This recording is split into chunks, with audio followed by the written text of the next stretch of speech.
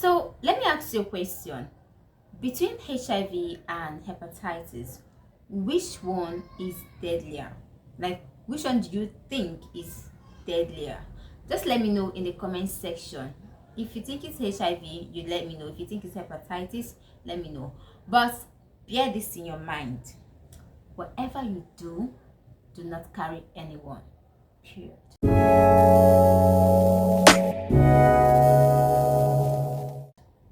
So that brings me to what I have for you today.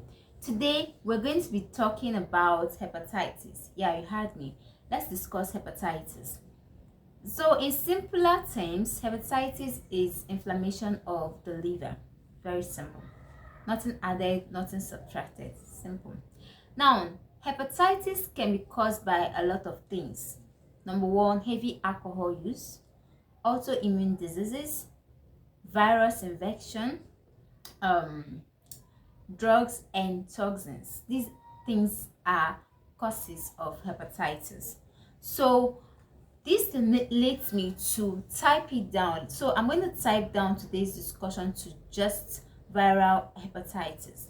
So from the name viral hepatitis, that means the origin of this inflammation of the liver is as a result of an infection from a virus. And there are 5 strains, 5 types of viral hepatitis. Hepatitis 1, sorry, Jesus, what did I just say? Hepatitis A, B, C, D, E. Okay, these are the 5 types. Now, I'm not going to run everything down. I'm just going to pick the very most common one, hepatitis B and hepatitis C. So hepatitis B, from the name hepatitis B, it's is detected in the serum. It can also be detected in semen, vaginal mucus, saliva, and tears. Okay, now it has an incubation period of 12 weeks, meaning that it takes 12 weeks for it to manifest or mature. You know, when they tell you HIV has a window period of 3 months, it's similar to what I mean by hepatitis B having an incubation period of 12 weeks. 12 weeks is similar. 12 weeks is 3 months. Wow, it's almost the same thing with, right? 12 weeks is 3 months. Wow, it's still the same incubation. Wow, it's still the same incubation period. Wow, it's almost the same thing. So that's by the way. This hepatitis B can be transmitted sexually, parenterally, and perinatally. Yes. So sexually, you know now, Everly, multiple sexual partners. You have a partner, you're having a sexual activity with a partner that is positive. What else again? That's mostly, yeah, that's most sexual stuff. So this is one of the way you can contact it. Now it can also be transmitted from sharing needles, syringes, sharps, razors. Let me say you take drugs and you and your partners, you will share syringe to inject yourself, or you a razor, you use this razor, you use it for another person that is, the razor you use is from somebody that is positive. You can also contact it. Healthcare workers who are not excluded. Yes, healthcare workers are not excluded. Working in the laboratory without proper PPE, you are at a risk to contacting this infection. So like I said, hepatitis B incubation period is 12 weeks. Now I want you to know that hepatitis B infection can be also divided into 2. We have acute and chronic. Now when a person is infected with this hepatitis B, there's a possibility that it could be an acute infection, meaning that after some time it can go. Okay, now once it goes, if it's an acute infection, once the person once it's an acute infection, once the infection goes, there's a tendency for it to it's going to confer an immunity on the patient or the individual against hepatitis B. What do I mean? It's just like when a person has measles, like someone that suffered from measles, okay, once the measles go, you find out that the person cannot, even if you expose the person to that measles again, the person will not manifest all those clinical symptoms and signs. Do you understand? So the same thing, when the hepatitis B infection an individual has is acute, once it clears, it confers on that patient or that individual an immunity. That means the body develops an antibody. It's kind of a natural immunization. That's by the way, it's kind of a natural an innate immunity. Do you understand? Because this one, it wasn't you didn't give the person a vaccine to get the person. After the person had suffered the disease, the person developed immunity against it. Now, in chronic hepatitis B infection, this one is very, very complicated, and it could lead to liver cirrhosis, liver decompensation, and also liver carcinoma, that is liver cancer. Okay, this one is, when not treated, only if it's a chronic infection and when not looked after and managed properly, these things are the complications it comes with. So that's another reason why you should not consider carrying it at all. Okay, now to hepatitis C. Hepatitis C is similar to this hepatitis B in terms of transmission. The only difference, like, which I don't think you need, the only difference is that hepatitis B is a DNA virus, while hepatitis C virus is an RNA virus. That's different, but the mode of transmission is still the same.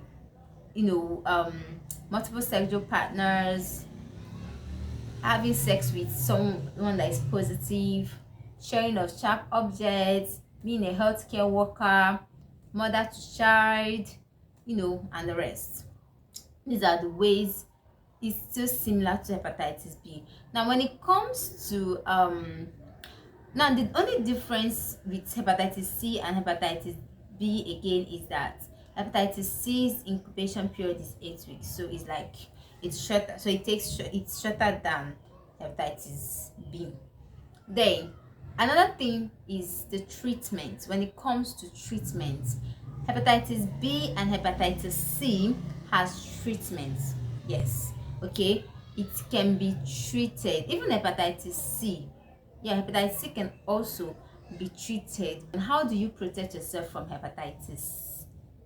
Both of them. I'm going to run the both of them together. How to protect yourself from hepatitis B and hepatitis C. For hepatitis B, vaccine is very, very needed. Vaccination for children, for infants, know that in their routine immunization, make sure you include hepatitis B immunization for them. Okay, then for adults that are at risk, people like me, that is a health worker, maybe you sleep around with anybody, you also need to get vaccinated. If you have a partner that is positive, also get vaccinated.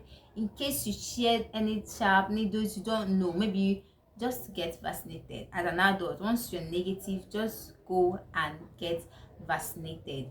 Then another thing is these mothers that are hepatitis B positive. Once they give birth to their child, the neonates should be vaccinated. Like, give the neonates vaccine within 12 hours of birth.